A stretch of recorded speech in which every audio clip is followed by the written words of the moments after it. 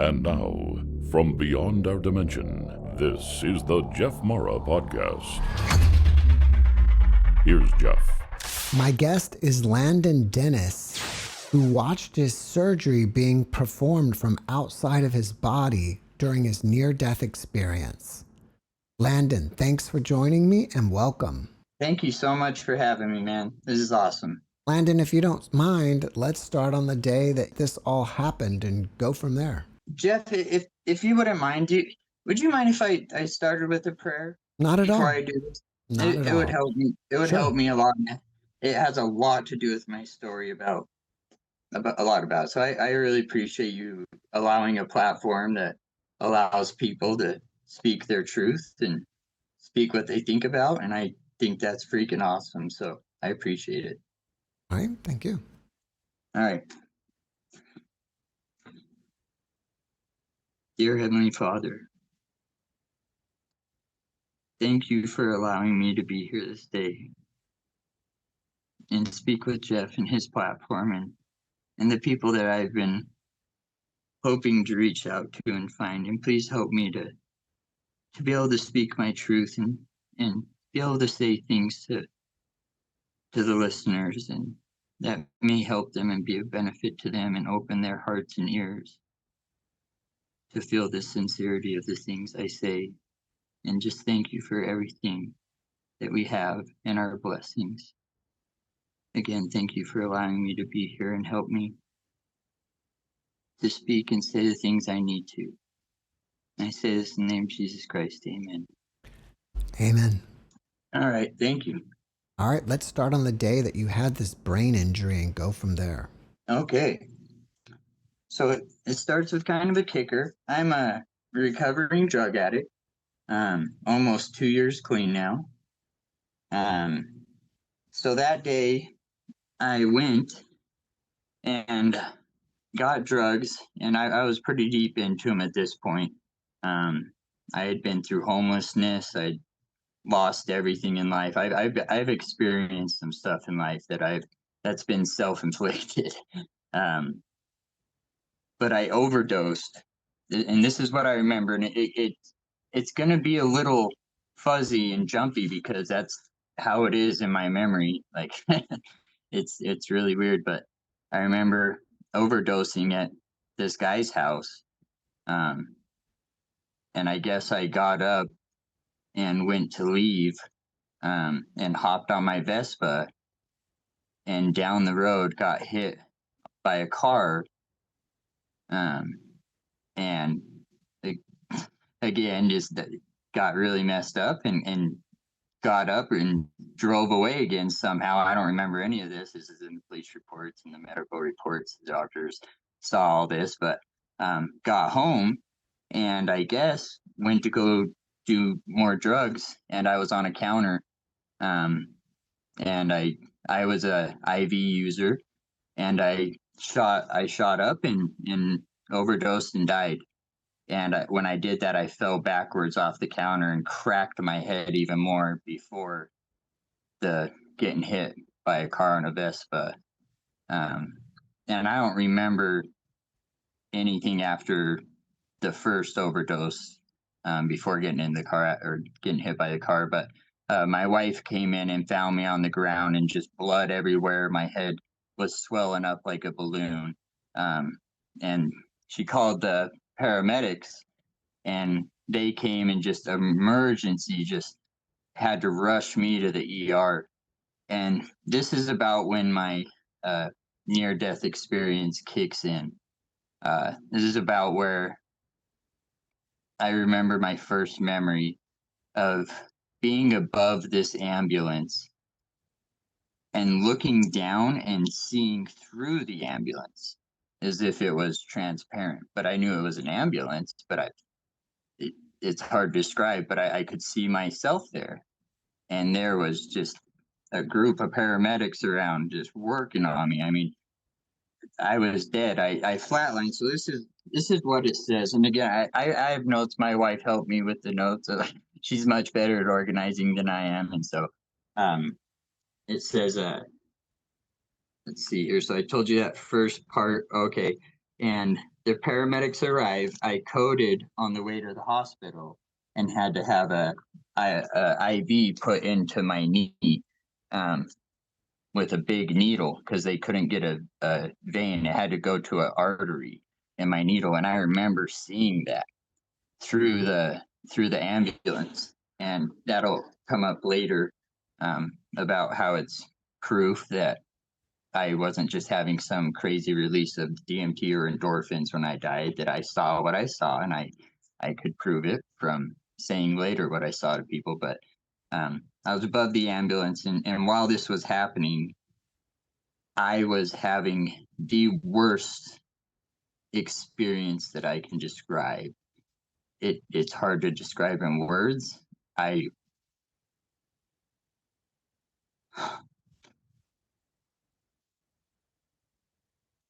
it was so I'm not able to talk with people a lot about this, so it it's emotional for me.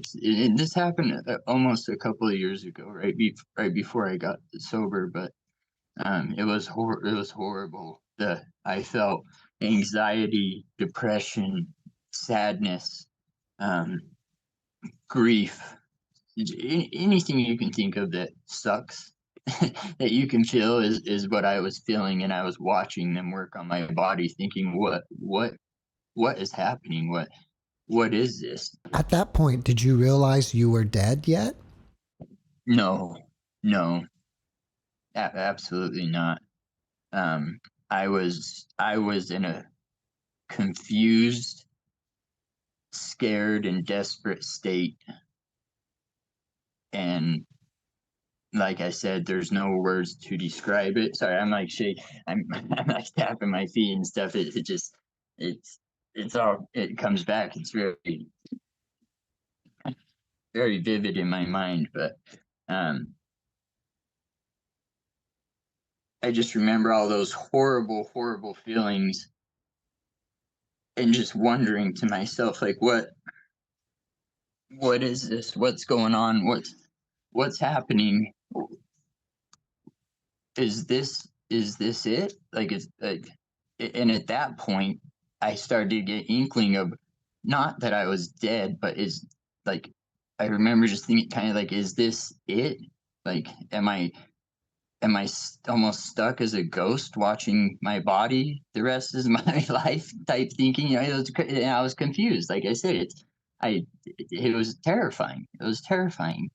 And all of a sudden, boom, instantly, no white tunnel like I've heard some people talk about, no anything like that. Just instantly I was standing in this big green field. And when I say green, I know we think grass is green or whatever, but there's no comparison to the green of this field. And as I'm standing there, all those feelings are gone instantly. When I'm there, they're gone. And going from feeling like I was in hell almost, to being where I was, is indescribable. But I remember looking down at the grass, and the grass loved me. And I know it sounds crazy. It's crazy, but the grass loved me. I felt it. And when I would look out over that field, I could see each individual blade of grass, almost like I had eagle eyes. Yet I could still see the whole field, but I could see each blade at the same time. It's hard to describe. And I was so comforted even just by that grass. And there was a hill, there's a big hill off in the distance. And I would say it looked like about a quarter mile away. And these bright lights coming up from behind it, almost like someone is shooting a spotlight in the air, but not of colors that are easy to describe. Um, just beautiful. And I can tell you that I know that those colors, I could feel certain colors when I saw them that were certain family members of mine, and they were sending love to me, and I felt that. Like I said, at first it was the grass, and that was overwhelming. All of a sudden, these colors I see are sending love to me, and I know my grandpa was as close as I can describe the red one. I know it was him. My niece that passed away in a car accident when she was 16, I felt her. She was like a purple looking one.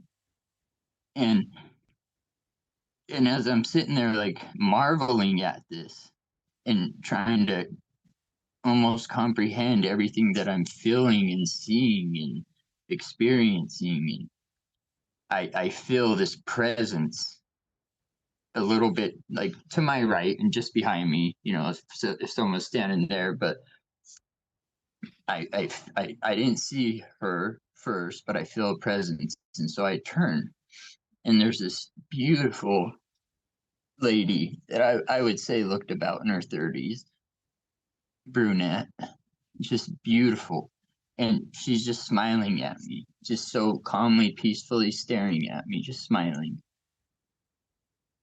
and it almost shocked me at first, but it was so calming when I looked at her, and I just sat there for a second, and she started speaking to me, and it the first moment was almost like a burst of, imagine a hurricane of emotions hitting you in a second with that first thing she said to me, because it was not through words. Her lips did not move. She spoke emotions to me. She spoke experiences to me, and it made me realize just how useless like words are, because people can take, like, say you text someone, for instance, you, you can say have a good day and mean the best of it or something, and someone else can look at it, and if they're having a bad day, they think you're like sarcastic or something about it. You know what I mean? Like, you can have the best intentions, but you people don't convey emotions with words, and it was very intense to feel these emotions with words. And the best way I can describe it, if I was to just say the word fire to you, like describing a fire in a fire pit or something, um, when I said that, you would instantly feel warmth as if you were next to a fire. You would see the glow of the fire. You would hear the crackling of the firewood. You would smell I mean, it was, and just bam. I mean, but that would be just one, and I call it a word, but it's because the way they communicated with me was just incredible. And and and I'm still debating on certain things that I'm going to share. That's why I prayed. I'm it's been, no one's ever heard this full story or heard it all, Well, who was that lady? that's a weird part. I'm glad you asked that. um I know I was related to her, 100%. I was related to her, and like I said, this experience was a couple of years ago, and um I know I was related to her, and I regret not asking, but I don't know if she is an ancestor of mine, or if she's a future relative, maybe even a future daughter of mine, Jeff. I don't know, but I know that she was allowed to be in that place to meet me at that time in that field, whatever that place was, because there was another place behind that hill. At least that's the way I saw it, but there was, and I felt my grandpa back there. I felt them. And when I was yearning to go back there is when this lady showed up behind me as I'm talking to her. And she's explaining to me that I can't go back there to see my grandpa at this time, that she was allowed to come here wherever here is. You know, I'm saying all this because I don't know. This is just what happened. I don't have explanations. That's why I'm so happy to be on here. But she was explaining all these things to me that I can't go back behind there that hill. But I still, when she said that, also felt so much gratitude that I felt his love coming to me from behind that hill and my knees. And as we're talking, all of a sudden I feel another presence, same type of feeling as I'm talking to her. And I turn a little more, and all of a sudden there's a guy standing, handsome guy, around same age, handsome guy, same thing. I know I'm related to him. I don't know how.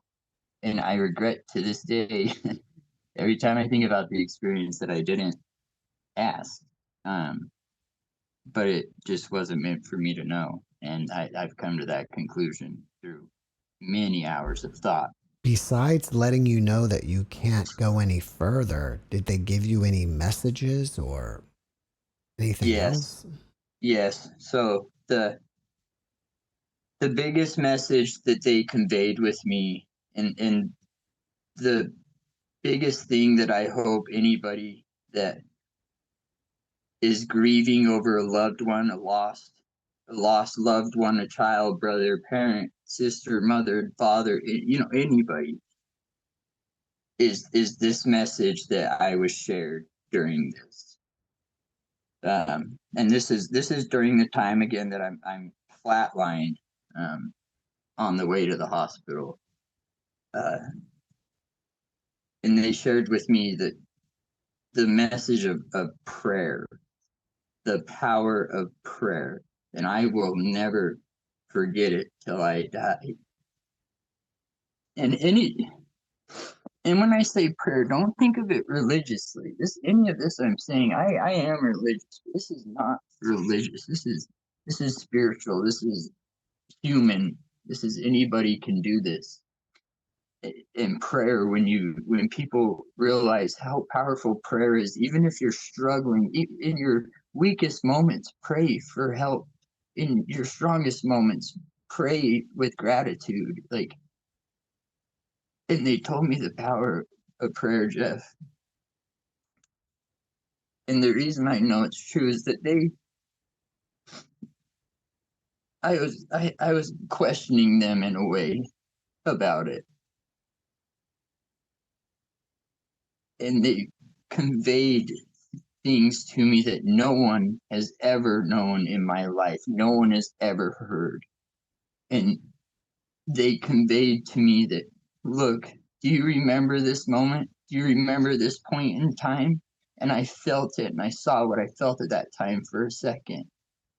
And then they would show me and tell me, do you not understand how many loved ones and angels are always around you, that this world is, this life is not the end.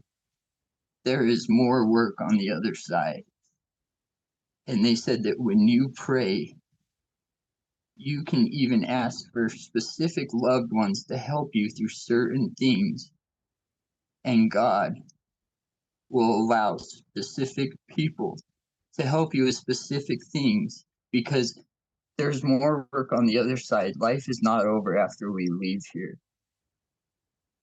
And they're able to help others on earth, what people call angels, spirits, spirit guides. You know, people have many names for them, but my experience with these two people is that you can pray for specific people to help you. They said, be wary of praying for things you ought not to. Of things that if you were, say, I want a Lamborghini. Please, God, give me a Lamborghini. No. To get to work or something. Say, you know, no. Please, God, thank you for the shoes I have on my feet. Help me walk there safely. I guarantee you're going to see some blessings from that. I promise you that. I got to see moments where I was surrounded by loved ones at hard times in my life. And like I told you in the beginning, I've been homeless for years. I lost my first, she was my fiance at the time, and my daughter over drug addiction. I went to jail for years for drug use. I've always been a loving, kind person, but I'll tell you what, I let dark forces get a hold of me, and dark forces are real. They are very real, and that'll come in just a few moments in my story Okay. when I'm coming back. But yeah, they prayer is real. You have no idea how many loved ones you have, past or future, that are helping you in your human experience, but they can not help you all the time unless you ask for it, because we have agency on this earth. That's the reason we're here. We're here to learn, to experience. I am so grateful that I went through homelessness, drug addiction, all that stuff, because I learned I have empathy. That's what I was here for, to learn these things. But I was protected from others' prayers, and I saw that when they conveyed these to me. I was protected from my poor parents' prayers. Man, I put them through the ringer, and prayers are real. And I saw them as I saw them come in those moments to me, and I saw things flee. I saw darker things flee in those moments, and I know those were prayers, and they were conveying this to me. And prayers are real, and prayers are powerful, and this is not the end of life. And if you have loved ones, they are still working on themselves in a better place without pain, but they're still working, and they have jobs to do there, just like we're working ourselves here. And that's what people call angels and spirits, that that help them. And you can pray for that, but you need to pray for it, because you have your own agency, and you're here to experience what you're going to experience. And if you ask for help, then that is your agency. That is what you want, and God will allow help.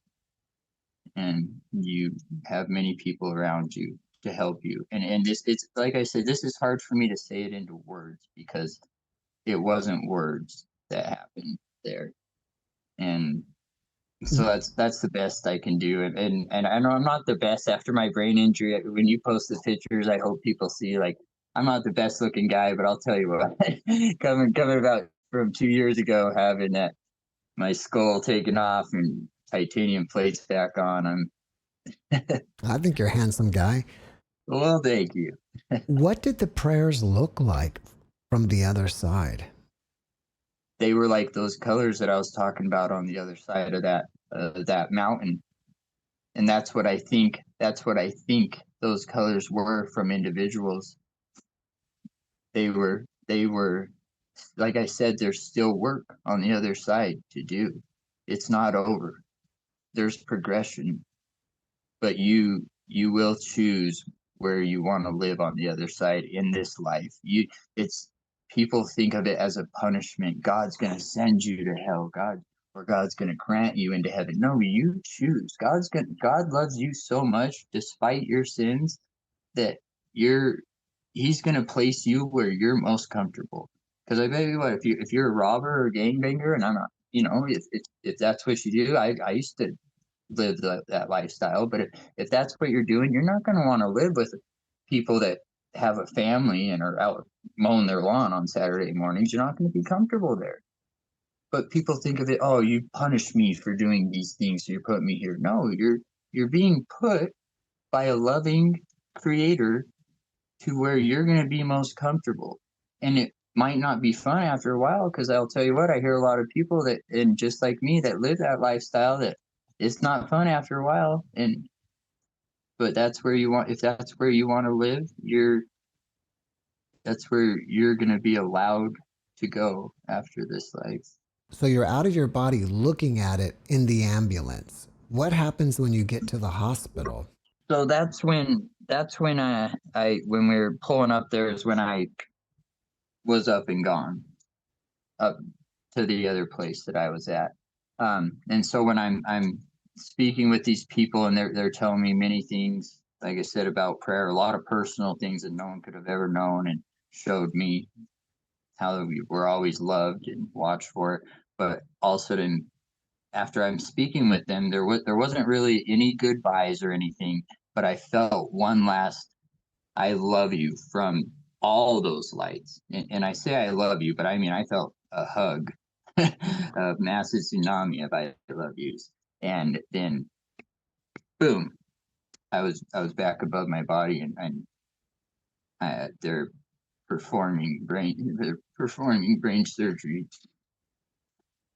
and all those good feelings that I felt where I was are just gone instantly again when I'm above my body. Like whatever realm or whatever you want to call it that I was in above the ambulance and above my body watching surgery is the worst realm ever. Whatever you want to call it, I don't know, but it was horrible. But I watched that. I I watched these people around me, and the surgery was about 4 hours. Oh, and that's right, and the neurosurgeon just happened to be there that day doing a training. He's the top one in Utah, the only one that could have done the things they did to me because I had to have stents and cranioplasty and 4 plates put in. He just happened to be there that day. If he wasn't there, I was so bad by the time I got to the hospital that they had to do the emergency brain surgery that they would have had to fly me 4 hours north to Salt, or 5 hours north to Salt Lake, and there's no way I would have made it. And this is I'm trying not to make this like a religious thing, but as I'm watching the surgery, it's almost like I couldn't take what I was seeing anymore. It was too much what I was seeing and feeling. I mean, I have PTSD from that. It's not I'm not someone that likes blood and gore and all that, especially my own, Look like look like I was on that Hannibal Lecter show or whatever. But um it was a horrible feeling, and my father and all my family rushed to the hospital. Um and they just told my family basically, look, we don't know how he's alive right now. We're doing this surgery. If this doesn't work, we have to do another surgery, these stents and all this. Um, we really don't know if he's going to live. So we're just focusing on the next 24 hours. Um, and so I remember seeing part of that surgery. And then and this is a weird thing too. I don't know how time works. I was going to bring that up when I was up there talking to those 2 people. I couldn't tell you how much time I spent there. It's weird to say, but I couldn't tell you. And also, I couldn't tell you, I don't remember if I looked at my body necessarily. I saw them, but I don't remember seeing my body. But, anyways, my parents came, my family came, and my dad, as soon as I got out of that surgery and they knew I was going to survive, they said I was going to probably be a vegetable. I just coded flatline so many times. I'd lost that. My brain was, I mean, the pictures of it that I'll send you, it looks like I have a butt on my forehead. Boom, boom. I mean, and they cut from here back down here on my ear. Had to open it up and all that. But my parents came, and the first thing that I said when I got out of the surgery, because I don't remember the time, I just remember seeing the surgery and all of a sudden waking up to this voice, that lady's voice that I first talked to up there, and she said, "Landon, it's time. Landon, it's time." And it pulled me out of that state that I was in above my body, and all of a sudden my family was there over me, and I was so confused. And I guess right before that, I'd come out of surgery after a few days, a few days, and the first thing I said to them was, grab my dad.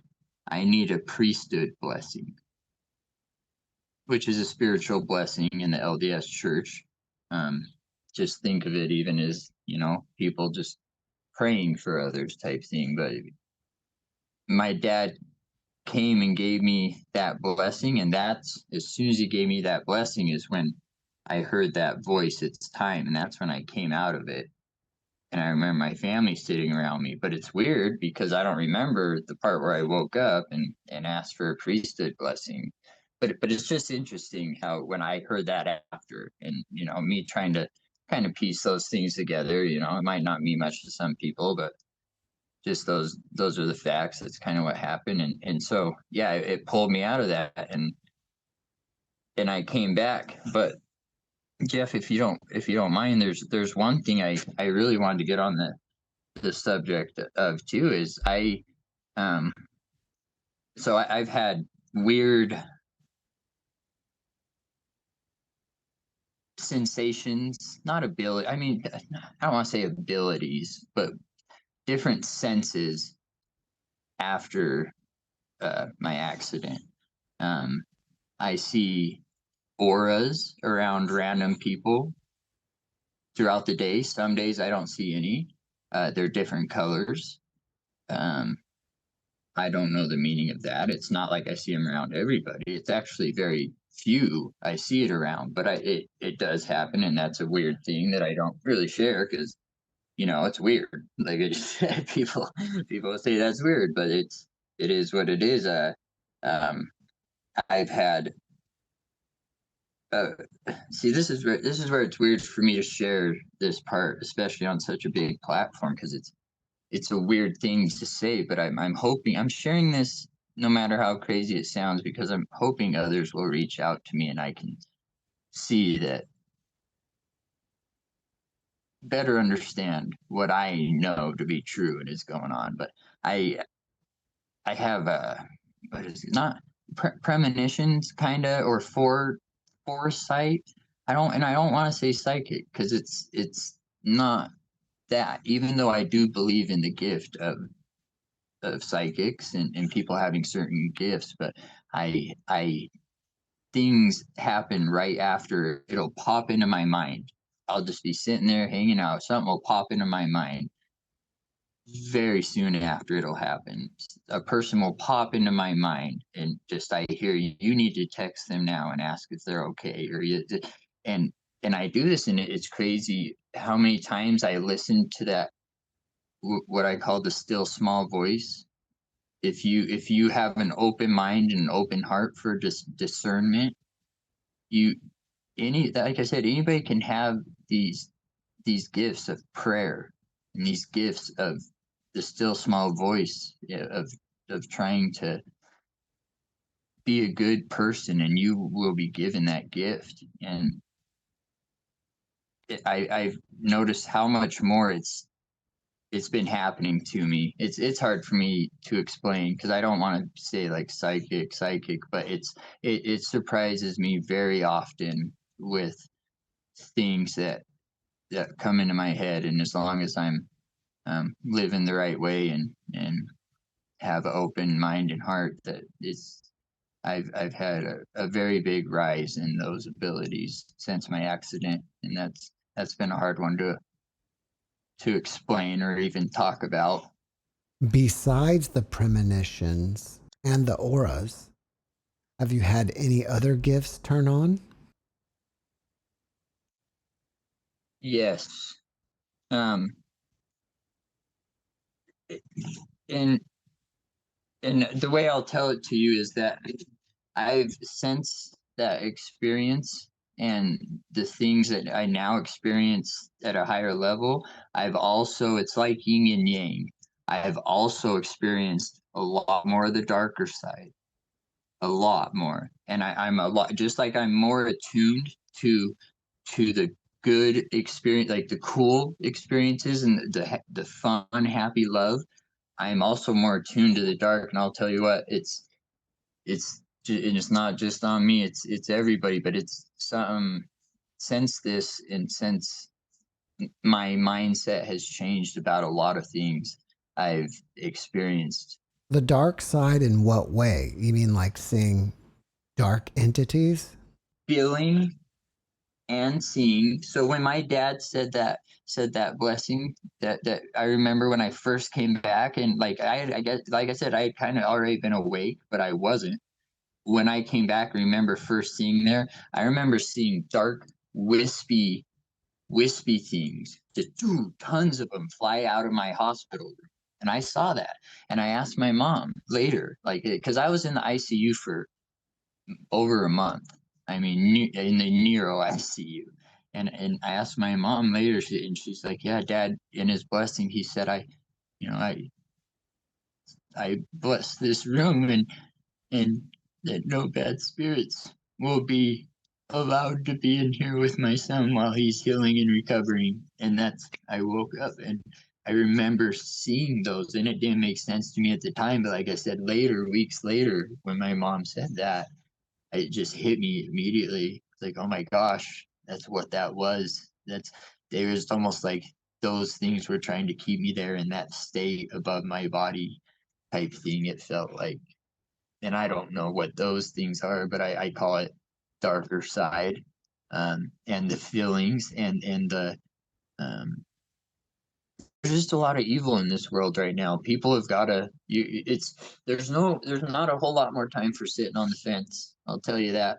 There's not a lot of gray area anymore. Both sides are pretty bluntly revealing themselves, and that's what I mean by the dark and light side. And I mean that spiritually, and it manifests physically too. I grew up in a house with uh, poltergeists, ghosts. I was the one that, and that's another weird thing is from a young age I've been affected by what I called the shadow people.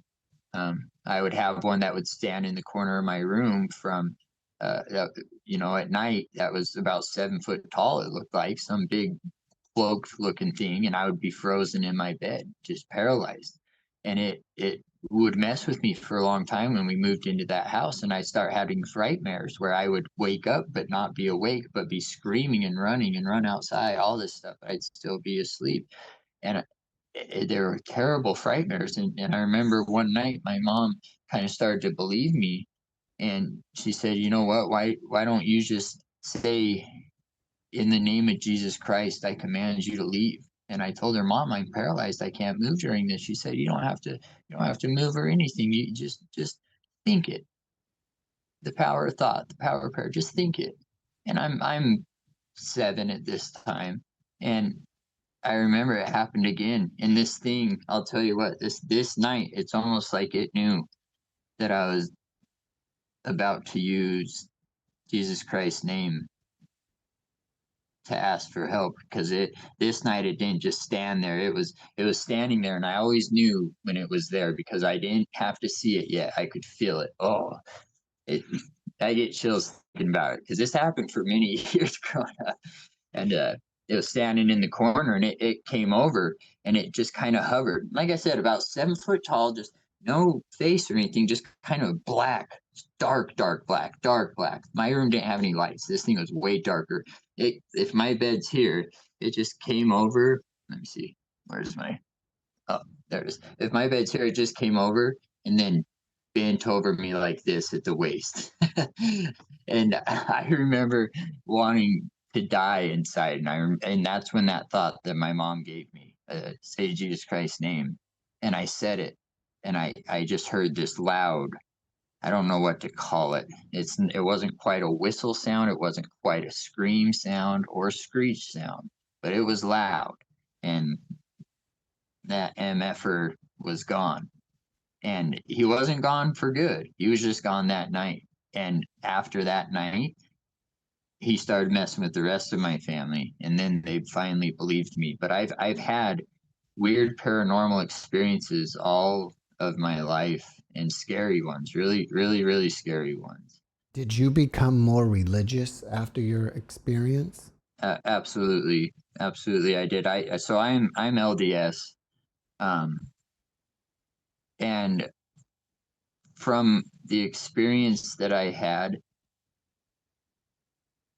and this is still only a small part of it, like of things that they told me that are, like I said at the beginning of the movie, I was only going to say what I felt was right to say, but yes, I became much more religious only because I was so spiritual that I found that the LDS church aligned with my spiritual beliefs of having three heavenly realms. And with other people, this might sound crazy, and that's okay. But I'm not trying to make this religious. But when you ask if I am religious, yes, absolutely. And there are three realms in the LDS religion: celestial, telestial, and terrestrial. And I and there's spirit paradise or prison, just like most Catholics believe with that. But I believe I was in a spot there, and my grandpa and those other people I felt were in another place. And so it's, as far as religion, it when I've studied deep into the LDS religion, yeah, it connects with my spiritual beliefs when I get past all the stuff that just media and people are kind of saying and trolling without actually doing deep research. Did you tell anybody within your faith about this experience? And if so, how did they react? Oh, that is actually, I'm so glad you asked that question. Um, so the the first people I ever told about this was two sister missionaries, because this was during the time that I was I was deep into drugs. I was almost homeless again, just, and two sister missionaries were trying to get me to come to church and come to church activities just to help me. They knew I was very depressed and having a hard time. Um, and I told this girl about one day because they came to see how I was doing, and she said, Landon, I was walking around the temple, and I just I couldn't get this thought out of my mind that I needed to talk with you about something that could help me and others. And she just brought that up, and I was like, dang, okay. And I told them some of my spiritual experiences, and I'm not gonna talk about those ones here because those ones are actually really, really personal. Um, but as far as this, yeah, I've told them, I've told my family just a couple months ago was the first time. Um, I haven't told a whole lot of people.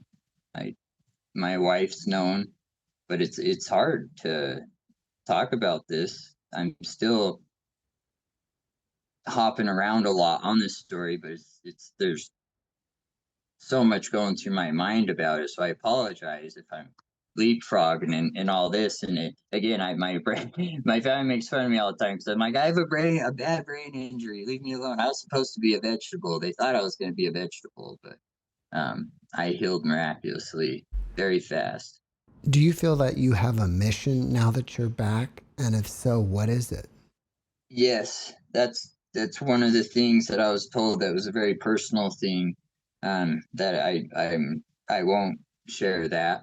I've shared it with my brother, and my wife are the only two people. But other than the main one that I won't share, the other mission and goal that I have, because just yesterday, I mean, I just posted this in a little Facebook group, showing pictures and asking, hey, look, this is what I experienced. Anybody else relate, or what's going on? Also, thousands and thousands of comments and likes and all that stuff. And you asked me to be on your podcast, and it's see and again, this is I just kind of lost track where I was going again. My brain injury thing. What were you asking exactly again? Well, I asked you what your mission was, but you That's right. said you That's can't disclose that. that's right. So there's a part that there's only a couple of people that I disclosed it to, and the other part is that there's life after this death, after death. There's our family, our lost loved ones are all around us all the time, and I've seen it, and I've been shown, and I've been told. I when I was there talking to those two people, I've been told. I heard, it's the only time I actually heard a voice there. So when the other two people were talking to me, and I'm sorry if I'm jumping off subjects, but just stuff pops into my mind, and I kind of start running with it. But Has the memory of this experience faded over time? no, but the ability to convey what I experienced after not, I don't, it's not something I talk with people about. And so it's not something that's been said so much that I know how to explain it well. But no, the memory is right there, vivid as heck. I have a big scar on my brain. I have a bad time. I have a hard. I can't see out of half of my left eye from my brain injury, but I have not lost any memory of that experience. That experience will stick with me for the rest of my life, and the the message that I learned of how close our loved ones are, and how they're still working on the other side and learning, and this life is not over, and that one thing that when the lady was talking with me that actually I wanted to bring up too.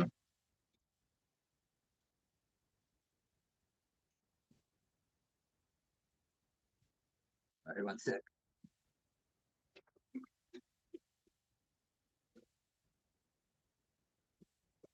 Is the power of hope and love and family. Right? When I hear atheists say, it's I don't believe in life after death, or even other people that just aren't sure about life after death, what was conveyed to me, and it made so much sense at the time, is if you have children, think about that love you have for your children and your family. Do you want to think that love and all those years of love and effort and raising and caring and sharing memories means nothing when you die? Do you think that's what this creation is about? To experience these things, to have no final purpose? Because I've never seen anything personally that never was created without a continuing purpose. Why do you think we even come here in the first place? Because we asked to come here. We chose to come here. We wanted experiences like God had.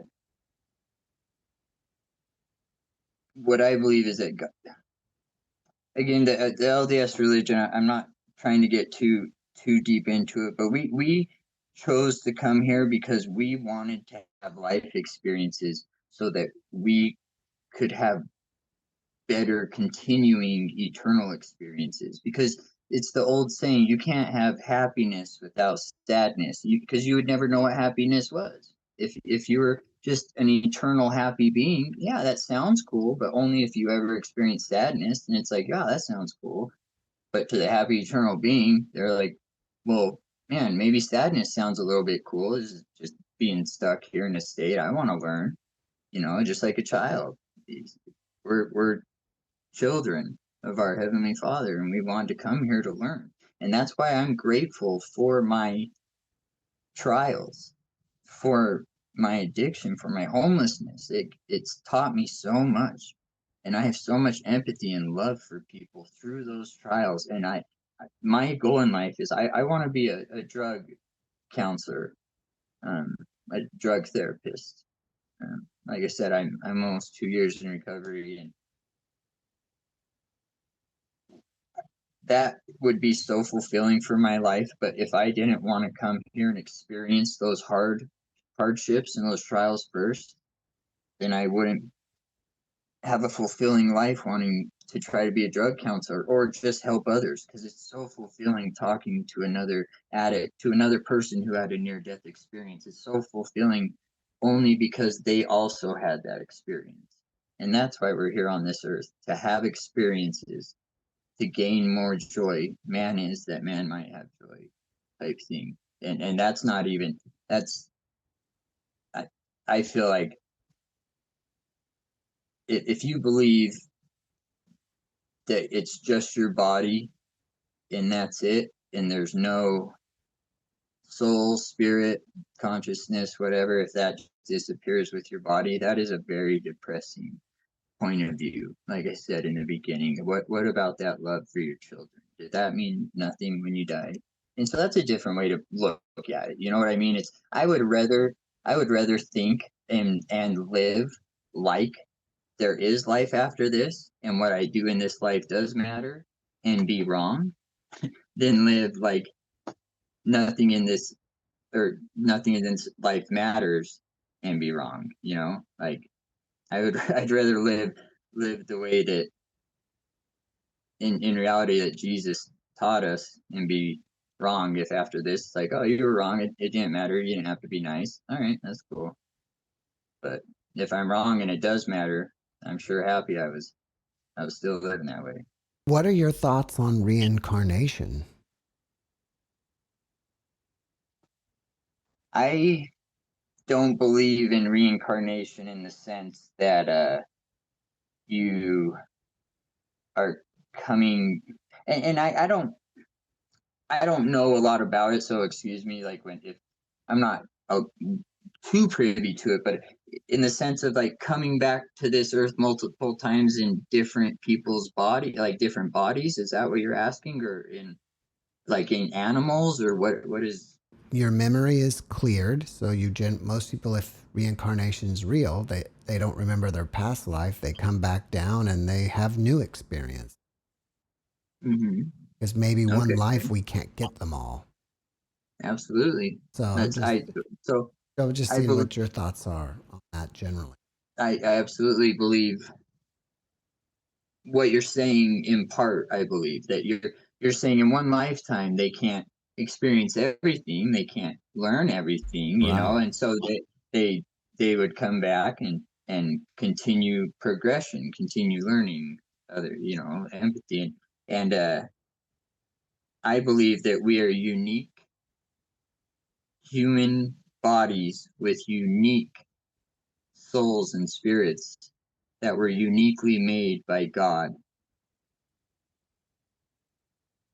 And I don't like the idea of me living this life with my family that I love here and my children. And when I die, I'm going to come back and be with another family, or maybe not, or, you know, live somewhere. What about all that love I had for my family? I want that to continue. I want to have what I'm building here on earth as far as my experiences and my love for people. I want that to continue. I don't want it to disappear if I come back as someone else just to gain more experiences. I want to believe that I will continue that love in the next life, and families can be together forever. That's what my church teaches. Families can be together forever. This life, what you do here means something. Who you love here will continue. Who you loved here, if they passed away, you will be there with them again. It's there, you know, what about those people who lost a loved one and are hoping to see them again? Is that loved one on the other side of the world being someone else at that time already? You know what I mean? Like, and I don't mean to degrade it. That's just my thoughts on it. Like, the reason I don't necessarily believe in that, but I do believe, like I said, after this life, you are continuing to learn. You are continuing to work. That's why God wastes nothing.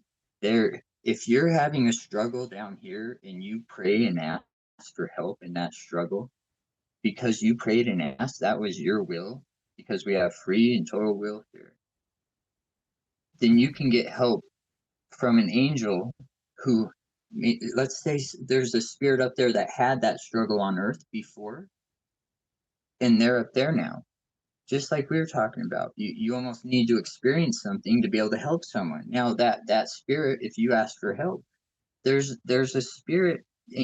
People call them angels, whatever. There's a spirit there, comfort, whatever, but it's been through it before, so it can relate to you. And that's, God wastes nothing. Your hardships will not be waste. Your worst times can be turned into your greatest strengths, your biggest weaknesses. My biggest weakness is drugs, right? And the not too long ago passed, and now I want to turn that weakness into a strength, but I can't do it on my own. I'll tell you that. There's too much darkness in this world on everybody. Like I was saying earlier, I mean, there's demons, there's evil spirits, there are angels, and there are entities there to help. And I would advise everybody every day to pray for help, even if you don't understand at first. Like your prayer sounds weird. Prayer is real. Just try it, man. Give it a twirl for a few days. Prayers are real. Were you shown the future during your experience? The two people I talked to, when they were conversing with me, like I said, through physical feels, like smell, touch, all that. It was crazy. But yeah, they told me about things from my past that no one could have known. They told me a few things from my future, and the way they did it, it wasn't set in stone, but it was something to be aware of. And one of those things happened. The other thing hasn't happened. It's not like some maniacal thing or anything like that. I don't mean to make it like suspenseful like that. It's just, it's not something I'm comfortable talking about right now with it. But yes, it was a humbling experience again, because even after the experience happened, because I had such a hard time sharing with people, or a few I did were kind of like, that's weird. It felt very validating to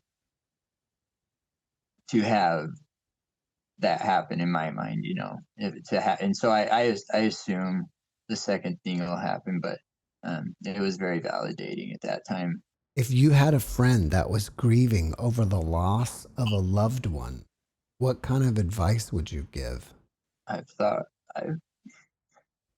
I'm not even grieving over the loss of a loved one, but this is what I've thought about wanting to share with so many people so much. And again, I said it in the podcast that if you're grieving over the loss of any loved one, any family member, there is 1,000,000% life after this life.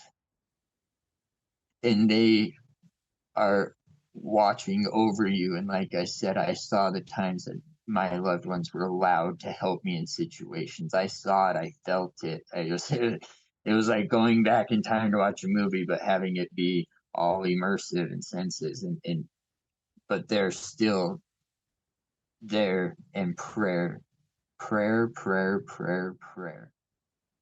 Other people call it, just your intentions, send your intentions, whatever you want to call it. But I make prayer very personal, because I know prayer is answered. I've seen the evidence of it through that experience that not a lot of people get to experience. And I'm surprised actually how many have after joining that group yesterday or day before, and looking at it. But prayer is so powerful. And if you are grieving, just try it. That's all I have to say. Give it a chance. And like they told me, ask not for things that you shouldn't. And the little phrase I said with it, just make it basically, don't ask for a Lamborghini to get to work. Just ask for a pair of shoes to be able to walk there safely, type thing, and you'll be amazed. And that would be my biggest piece of advice after my experience. and I know that to be true. How are you inspired by your experience? I suck at life at a lot of things still. You know, I try to be a good, loving person and everything, and I am, but um, it made me much more humble about a lot of things, and that says a lot because I'm usually not I'm very charismatic about things, and when I believe in a subject and when I believe in something, I stand up for it and fight for it very hard. But having this experience has changed my outlook on all the people of the world. Of whatever I was feeling in those moments above my body, those both times. I mean, it was I feel like I was like feeling what every human being feels throughout their life, and it just gave me so much more compassion for people. Um, but I'm still human, so I still, you know, I still suck a lot at practicing what I preach, but it has inspired me to realize that we are not our bodies. But I do believe after this life, and the LDS Church believes it, you know, after the second coming, I believe in that, that we'll be back with our bodies, uh, what we call celestialized. Uh, if you live a good life and be a good person, and even though I'm religious in LDS, man, I judge nobody. My religion says not to. I judge nobody, and I've been down in the dirt, like I said. I've been homeless. I've been in some bad places in life, and I judge nobody, and it's let me have the compassion to know that after this life we're going to start learning more again. But I don't believe in reincarnation. Just personally, I don't, but I do believe that we will be us in the next life, continuing to learn. So kind of like what you were saying, but just not. I believe that our love for our people and our families means something. It's not just a fleeting experience with your family and your children. I don't want to believe that. I don't want to be a passing experience and on to the next experience to love other, you know, like Hmm. That makes it's my sense. my love for my son and my wife and my parents and my family means too much to me to believe that it's all for nothing other than just a fleeting experience where many more are to come. I hope I have a lot more experiences, but I want them to be with the people I love in the next life where whatever I felt, I want to feel that again. Tell you what, it was a good feeling being up there. It was, and I can only imagine being with my family up there and then continuing to learn. And that's what I want to experience instead of the reincarnation that you were describing. Do you fear death? Um, nope, not at all. Um, not at all. No, I know I felt my loved ones over there, and I know they were happy, and I know they were sending me love, and I know what I felt when I was there. I I fear ever experiencing the in between that I had wherever I was above my body, not on Earth, but not wherever I went. I'll call it the in between. Whatever that was, I fear that immensely. Like I said, I have PTSD over that. When I think about it, I get sweaty palms. I start shaking. Like, yeah, it's intense. I don't fear death. I'm excited that I had this experience that not a lot of people get. But I'll tell you what, I paid the price to have the experience, and I don't recommend it. I was supposed to be a vegetable. After watching this podcast, people may want to reach out to you and ask you questions. Are you open to that? Absolutely. That's why I did this. I want maybe others to hear my experience, and I may have not, said it in the best way and described it in the best way, but I did the best I could. I'll tell you that, and I want others to hear it and be inspired, especially by the power of prayer and the power of love, and that it does go on. That love is for your family, children, whoever, is not just an experience. What's the best way to contact you? Oh, that's right. That's right. I don't know if I should do it through my Facebook Messenger, or if there's something. Facebook Messenger will work. Is Unless you want to give out an if email address or something. is there like an account or something I can set up, like I'm not sure about that. because I would love to give you something where someone can contact me, but I was just thinking through Facebook, it would just, I use that for family and close friends a lot, so I wouldn't want to. Well, you can create some new email address and then I can put it in the video description. Okay. Yeah. Okay. Yeah, I'll do that. So That'll after, be cool. all right, after this Yeah. podcast, just create that and then it'll be in the description below. Okay. Yeah, I really want people to hear the message of the prayer, and to also, maybe, I feel like the subject came up for a reason, the reincarnation. I feel like I had a pretty valid point on why it would not be something I would want. So maybe someone else, that might give them a little something to think about too.